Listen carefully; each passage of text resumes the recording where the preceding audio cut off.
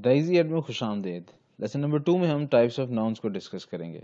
मुख्तलिफ बेसिस पे नाउन्स की डिफरेंट टाइप्स बनाई गई, उन्हें डिफरेंट कैटेगरीज में फिक्स कर दिया गया। मिसाल के तौर पर एक कैटेगरी बनाई गई जिसके बारे में हमने कहा हर वो चीज़ जो मॉलिक्यूल से मिलकर बनी है उसके नाम को हम कहेंगे कि वो मटीरियल नाउन है। इसका दूसरा नाम कंक्रीट नाउन रख दिया गया। ये दोनों एक ही चीज़ हैं।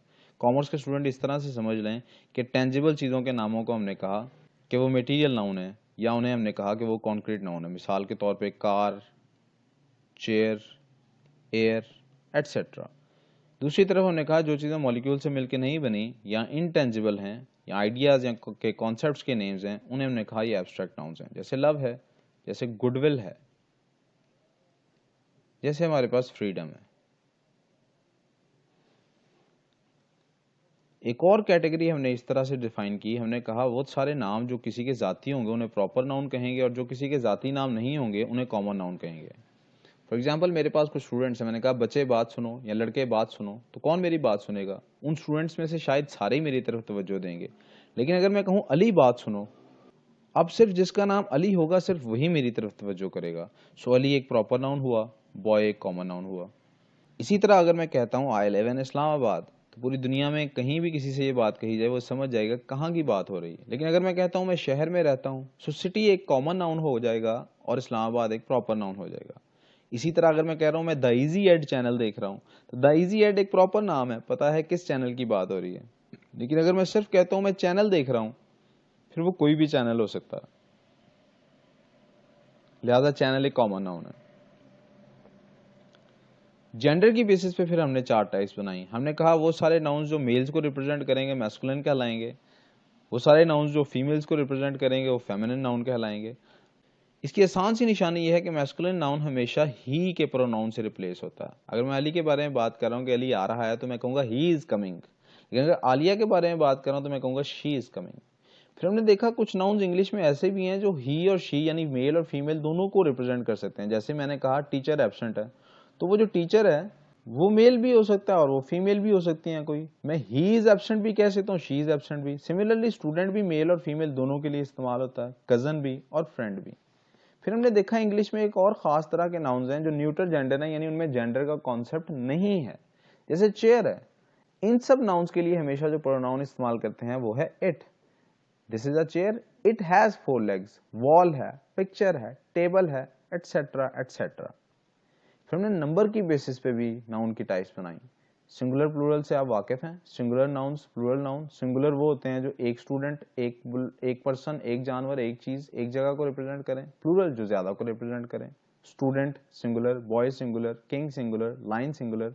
और इनके Plurals students, people, Kings, lines. यहाँ मैं ये वाजे करता चलूँ कि जो लफ्ज पीपल है, इसे बाज किताबों में कलेक्टिव नाउन लिखा होता है।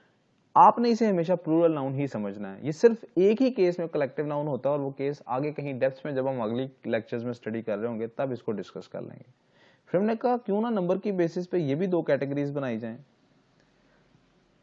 उन चीजों के नाम जिन्हें गिना जा सकता है उनके नामों को, उनके नाउन्स को काउंटेबल नाउन्स कहा, और जिनको नहीं गिना जा सकता उन्हें अनकाउंटेबल नाउन कहा।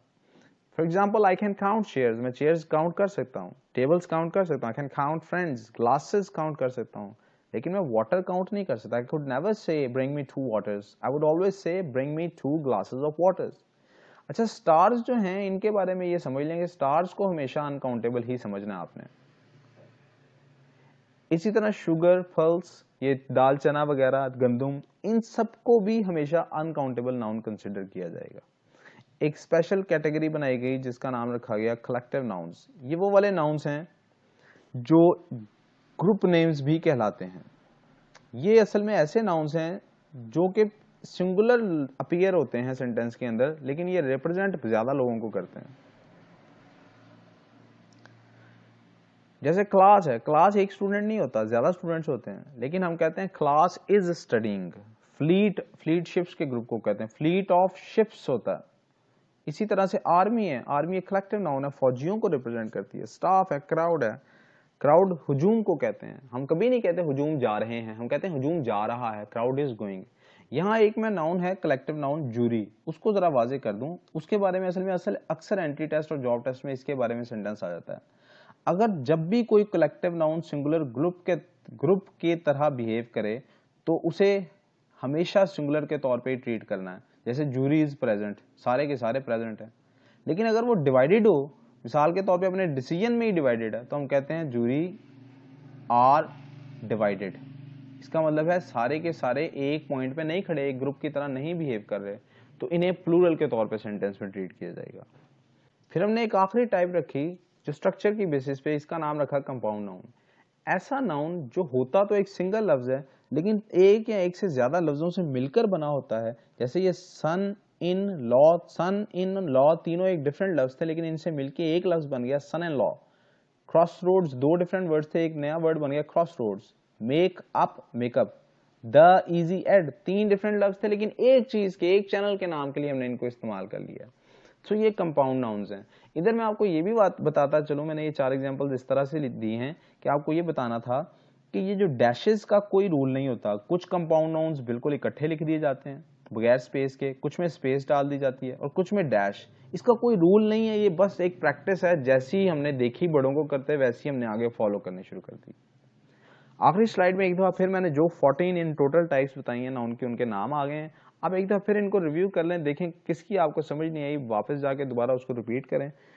होपफुली आपको ये लेक्चर भी समझ आ गया होगा। कोई कन्फ्यूजन हो तो आप कमेंट्स में मुझे सवाल कर सकते हैं। थैंक यू, अपना ख्याल रखें, अल्लाह हाफिज़।